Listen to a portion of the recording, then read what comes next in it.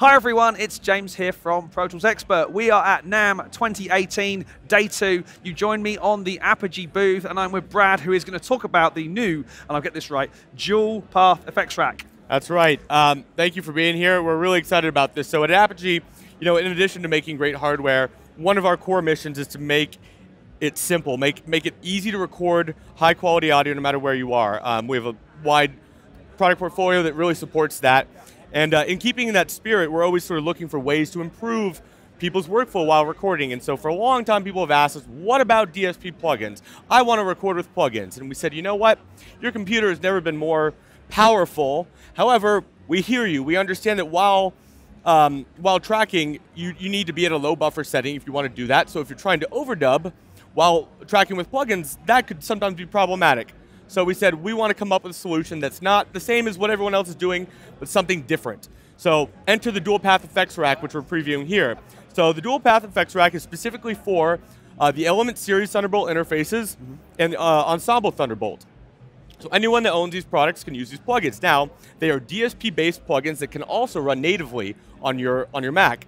But the great thing about it, why we call it dual path, is you really have two signal flows to be concerned about. You have your monitoring path, your input path while recording, and then you have your playback path for once you've recorded those tracks. And so, for a lot of people that have used DSP-based plugins on audio interfaces, they know that there's typically a third-party sort of control panel mixer app that you have to sort of initiate those plugins in. So I initiate the plugins on my low latency monitoring path. I have to initiate the same plugins in the DAW that I'm recording in. Because if you don't do that, as soon as you hit stop, or if you're trying to overdub, and you have different settings between your input path and the track you just recorded, it's going to sound different. It's a little bit odd and distracting.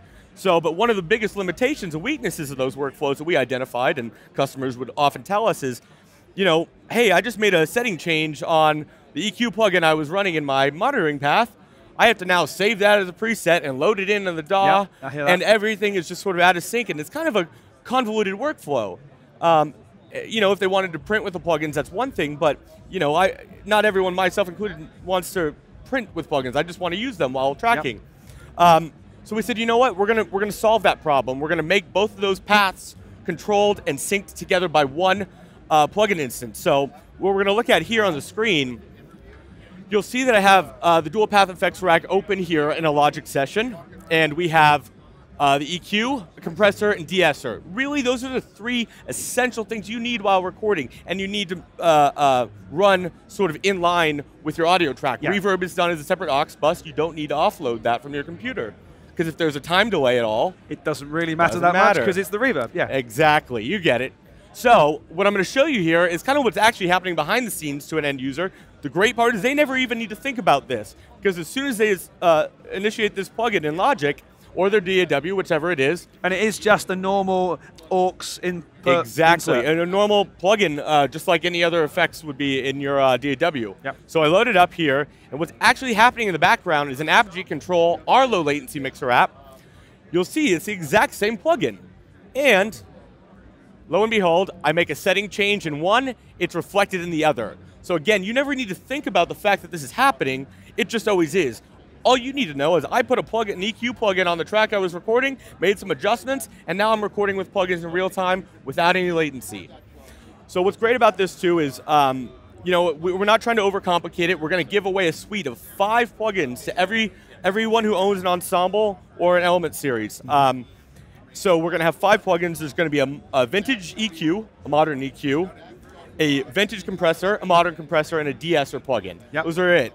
And here's the best part, is what Element users and Ensemble users don't know is that in every one of their units, every one we've ever sold, there actually is that DSP processing power already built into it. There's no upgrade needed or anything like that. So all they'll need to do is get this free download from their site. They get free plugins that they never were expecting, and now they could run DSP plugins while tracking.